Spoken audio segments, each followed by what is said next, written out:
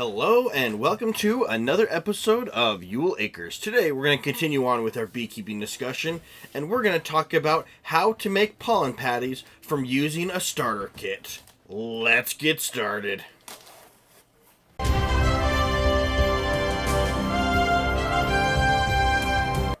Now today we're going to go ahead and make pollen patties, but today we're going to go ahead and use a starter kit.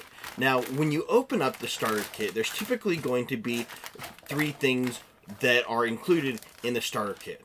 There's going to be the dry pollen, or the pollen substitute that you would get.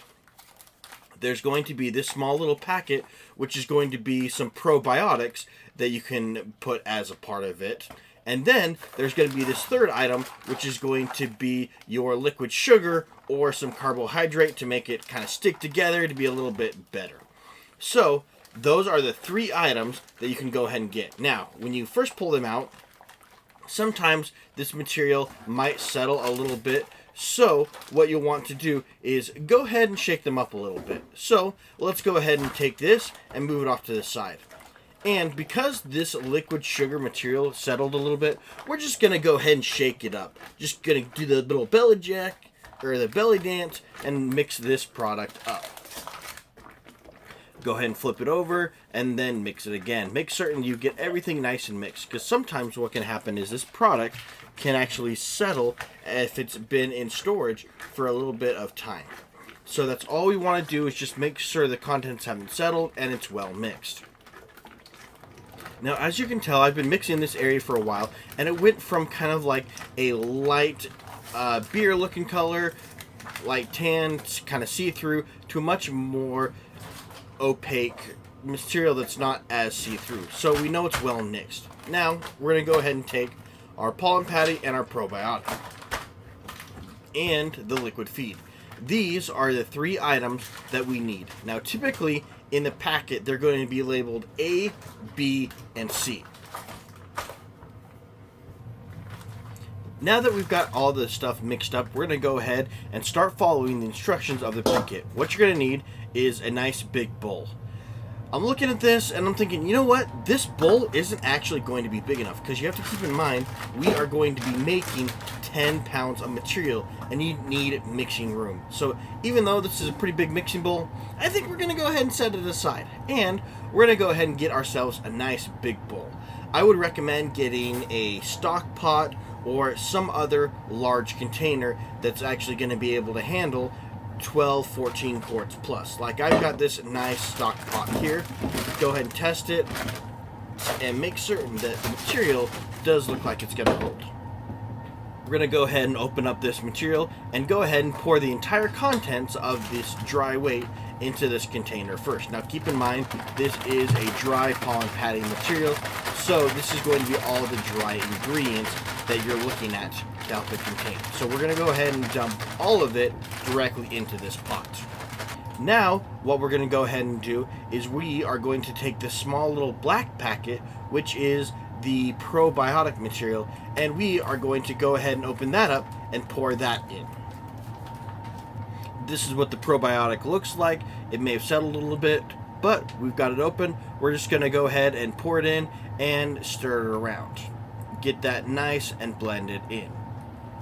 Now I recommend that you put the probiotic in first, like the direction says to follow, because once the other material gets in, it's going to be harder to mix in. So go ahead and stir that around first. It's not going to be much liquid material, and it's going to have a fine powdery consistency, kind of like white enriched flour. Easy mixing and going through. However, I kind of did a mistake here on this. What I did is I just went and used my bare hands. Personally, what I would recommend is use nitrile disposable gloves or something like that, because once you pour this in, it's going to get very sticky, very messy, kind of like you're dealing with Play-Doh, and it's just going to be a huge mess to deal with. And it's going to be very sticky, and it's going to make a massive mess. So wherever you're doing this, make certain that you can get it good.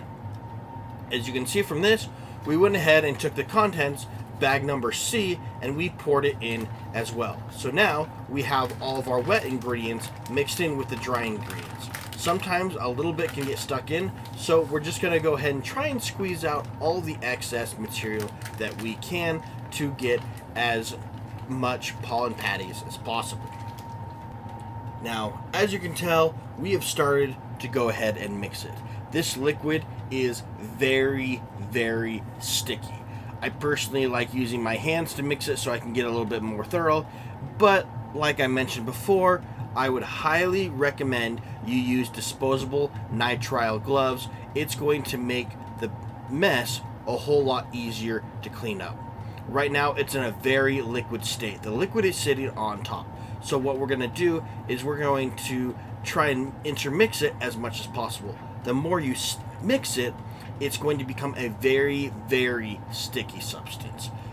But gradually as you mix it, it's going to become less sticky and it's going to become the consistency of Play-Doh. We've been mixing a little bit and you can kind of start to tell that the mixture is starting to thicken up a little bit more. So we're going to continue on with this mixing. While you're doing this process, I'd recommend have some tunes in the background. It'll make the process of mixing go much quicker. Typically, you'll be mixing anywhere between 5 to 10 minutes, depending on how your mixture is rolling. Now, as you're mixing, sometimes some powder can get stuck on the bottom, on the sides, just like any other batter or dough. So you'll want to make certain to take your hand and dig down just like any type of a paddle or scraper, scraping the sides, and you want to mix all of that powder in so you get everything thoroughly mixed in. Like I mentioned before, you can see this consistency very quickly turned into a very gooey mess. Nitrile or disposable gloves are going to be your friend. It's been about 5-10 minutes now since we've started mixing, and it's getting much harder to actually mix the stuff in. It's going to become a lot more resistant. It's going to be a much thicker mess, but yet it is still rather sticky. So be prepared. You will have to put a little bit of elbow grease into this to make it nice and good. Did I mention that this stuff can be sticky and a little hard to get off your hand? It's just a hot goo of a mess. Alright, we are done mixing, finally. Now it comes to the next step of the process. Now we've made in total that this kit says that it's going to make approximately 10 pounds of pollen patties. I don't foresee us using all 10 pounds of pollen patties first off, and so you're probably going to have some extra patties. Now, one way that you can do them is go ahead and preserve them. Most cases when you're looking at them, it looks like the shelf life on these is anywhere between 3 and 6 months. Well, I want them to last a little bit longer. They're going to dry out a little bit more, and I want them to have a longer shelf life. So what I'm going to do is I'm going to put them into my own version of long-term storage.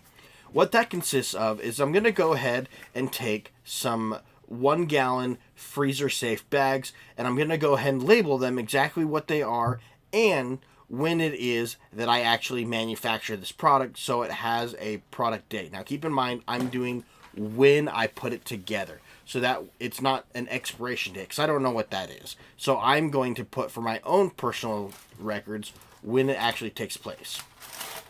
And in order to seal that, what I'm going to go ahead and do is I'm going to go ahead and use some wax paper to make these pollen patties. You can use wax paper, you can use aluminum foil. There's many different types of materials that you can use.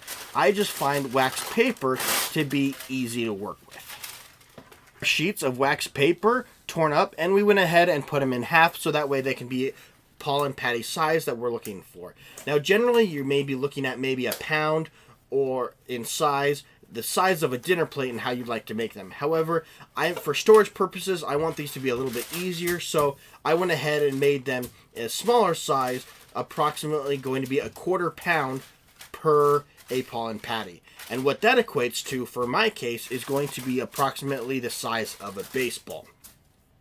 Now, generally, like I mentioned before, when you put these together, you want approximately a dinner plate sized pollen patty or 1 pound per hive when you put it in. So what that equates to is I'm going to add more pollen patties per a hive. probably 4 to 6 of them. Now, like I mentioned before, what I should have done is use nitrile gloves.